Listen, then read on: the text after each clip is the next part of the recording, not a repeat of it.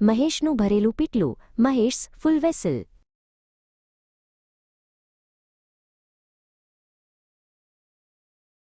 ગામનું નામ ચંદરવા. અહીં રહેતો હતો મહેશ, સીધો સાદો પણ એક મોટી સમસ્યા સાથે. પૈસા બચતા જ નહોતા. ઘરે 2 બાળકો, માતા, પત્ની, બધું સારું, પણ મહિને ના આવે તેટલું, મહિને ના જાય એવું. એના મિત્રોએ હંમેશા કહેલું, પૈસા બચાવ, ખર્ચ ઓછો કર, પરંતુ મહેશ હસીને કાઢી નાખતો. પ્રકરણ 1. ખાલી પીટલું. એક દિવસ ગામમાં એક જૂનો તરખાટીયો સાધુ આવ્યો. એણે મહેશને જોયો અને કહ્યું, બેટા, તું રોજ સવારે હાથમાં ખાલી પીટલું લઈને દૂધ લેવા જાય છે, પણ તારું દિમાગ પણ આ પીટલા જેવું જ ખાલી છે, બચત વગરનું. મહેશ હસ્યો. બાપા, બચત કરીશું શુંથી? જે મળે છે બધું ઘર ઓછા વધારામાં જાય. સાધુ સ્મિત કર્યો. પૈસા નથી જતા, લોકો જ એને વહેવા દે છે. પ્રકરણ 2. 3 પાઠ.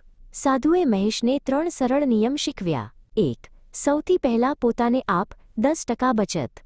દર મહિને પહેલા 10% અલગ રાખ. એવું માન કે તે તારા પગારમાંથી તારો જ ટેક્સ છે. તેને ક્યારેય હાથ ના લગાડ. 2. જુઓ, માઇનસ પણ ખરીદશો નહીં, તરત 24 કલાક નિયમ. ગમે એવું વસ્તુ જુએ જે ખરીદવી ગમે, નિર્ણય 24 કલાક પછી લે. આકસ્મિક ખરીદી ઓછી થાય. 3. પૈસા કમાય છે ત્યાં નાખ, જાય છે ત્યાં નહીં. રોમચક વસ્તુઓ ખરીદવાની જગ્યાએ એવી વસ્તુઓમાં પૈસા નાખ જે આવક બનાવે.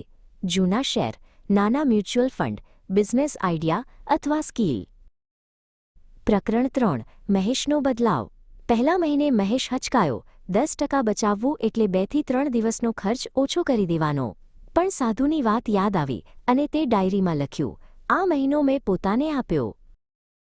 તેના પછી તેણે 24 કલાક નિયમ અજમાવ્યો. દુકાનમાં નવી ઘડિયાળ જોઈ, લેવી ગમી પણ રોકાઈ ગયો. 24 કલાક પછી સમજાયું કે એની જરૂર જ નહોતી. કોઈ દિવસ તો માત્ર નક્કી ખર્ચ જ કરતો, ધંધો, સ્કૂલ, ઘર અને જરૂરી દવાઓ. પ્રકરણ 4. લાંબી સફર. 6 મહિના થયા. મહેશની ડાયરીમાં 1000 રૂપિયા, 1500 રૂપિયા, 1200 રૂપિયા એમ ઉમેરાતું ગયું. 1 વર્ષે તે બચત થઈ 18000 રૂપિયા. એણે ગામમાં નાની ડેરી ઉત્પાદનની દુકાન ખોલી. નાની, સામાન્ય, પણ તેની પોતાની. લોકો આશ્ચર્યમાં, મહેશ, તું તો ઘરના ખર્ચે જ થાકી જતો. આ દુકાન? મહેશ હસ્યો. બાપાએ કહ્યું હતું, ખાલી પીટલું, ભરેલું દિમાગ, એટલે દિમાગ ભરી દીધું.